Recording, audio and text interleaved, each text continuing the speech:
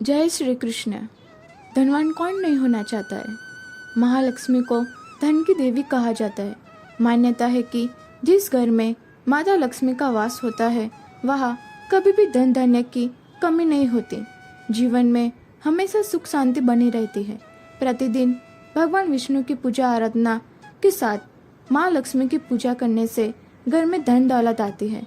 माता लक्ष्मी और भगवान विष्णु की कृपा से धन वैभव और ऐश्वर्य में वृद्धि के साथ ही व्यक्ति के मान सम्मान में भी वृद्धि होती है।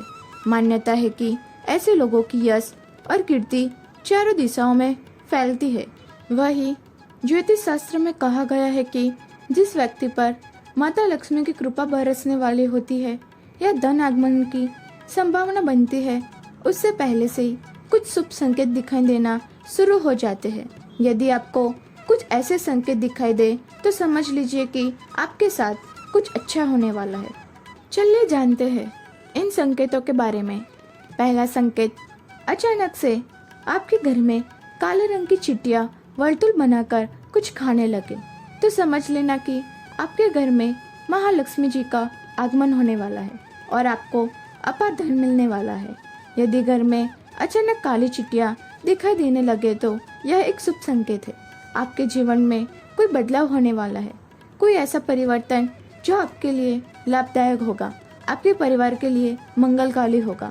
लेकिन इसका तात्पर्य यह कतई नहीं है कि आप अनिश्चित काल तक चिट्ठियों को इसी प्रकार आते रहने दें या फिर उन्हें आमंत्रित करें। जब आपको स्पष्ट रूप से समझ आ जाए कि काले रंग की चिट्ठियों का आगमन जीवन में बदलाव के लिए हो रहा है तो उनके स्वागत में आटा डालना शुरू कर दें। ऐसा करने से आपके इष्ट देव को यह पता चल जाएगा कि आप तक संकेत पहुंच चुका है, तो चिट्ठियाँ अपने आप वापस लौट जाएंगी।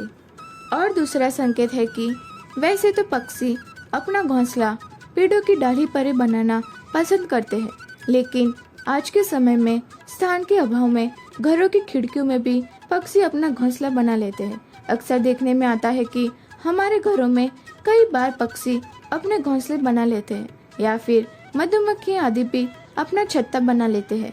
क्या आपको पता है कि घर में किसी का बसेरा होना या पक्षी का घोंसला बनाना आदि भी शुभ और अशुभ संकेत देते हैं। वास्तुशास्त्र में पक्षियाँ या कीटों के घर में घोंसला बनाने के बारे में शुभ अशुभ संकेतों के बारे में बताया गया है। यदि आपके घर में किसी पक्षी ने बसेरा किया है तो यह जान ले कि आपके लिए शुभ या किसी अशुभ का संकेत देता है। संकेत, यदि आपके घर में कोई चिड़िया आकर घोंसला बना दे तो यह बहुत ही शुभ माना जाता है। आप मान ले कि आपके घर में महालक्ष्मी का आगमन होने वाला है। और तीसरा संकेत है कि आमतौर पर लोग घर में छिपकली देखते ही तुरंत उसे भगाने लगते हैं। बहुत कम लोग जानते हैं कि घर में छिपकली शुभ माना जाता है। छिपकली को शास्त्रों में देवी लक्ष्मी का रूप माना जाता है, इसलिए छिपकली का घर में दिखना शुभ संकेत मिलता है। खास तौर पर अगर आपको घर के मंदिर में छिपकली नजर आए तो यह और भी सौभाग्य की बात होगी, क्योंकि इससे आपको चमत्कारी फल मिलने वाले होते हैं। मान्यता के अनुसार आमतौर पर देखा गया है कि छिपकली को लोग बहुत अच्छा जंतु नहीं मानते हैं, इसलिए उसे भगाने के उपाय भी ढूंढ लेते हैं। लेकिन यह आपको बता दे कि अचानक छिपकली का नजर आना बेहद शुभ माना जाता है। यदि छिपकली किचन या घर के मंदिर में नजर आए तो यह और भी शुभ माना जाता है। यह माँ लक्ष्मी जी के आगमन का संकेत है।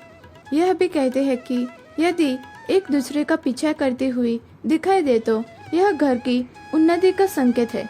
चौथा संकेत है कि आमतौर पर जब हमारे हाथ या पैरों में खुजली होती है तो हम उसे अनदेखा कर देते हैं, जबकि घर के बुजुर्ग हमेशा कहते हैं कि पैर या हाथ में खुजली होने के पीछे कुछ शुभ और अशुभ संकेत देते हैं। हालांकि हम इस बात पर इतना ध्यान नहीं देते, लेकिन शास्त्र में इस विषय को लेकर महत्वपूर्ण जानकारी दी गई है।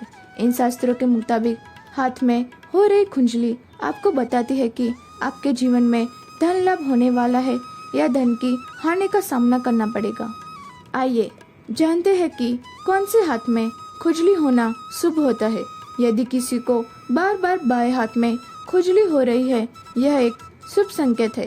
और इसका मतलब है कि आपको जल्द ही धन से जुड़ी कोई अच्छी खबर मिल सकती है। बाएं हाथ में खुजली होना धन लाभ का संकेत देता है। यह धन लाभ आपको किसी भी माध्यम से हो सकता है, इसलिए जब भी बाएं हाथ में खुजली हो तो समझ जाइए कि अच्छे दिन आने वाले हैं। और पांचवा संकेत है कि ऐसा कहा जाता है कि सुबह उठते ही शंख की आवाज़ सुनाई दे और शाम को भी सुनाई दे तो यह महालक्ष्मी के आगमन का संकेत है। आशा करती हूँ कि आपको इन संकेतों में से कोई संकेत मिले। जय श्री कृष्ण।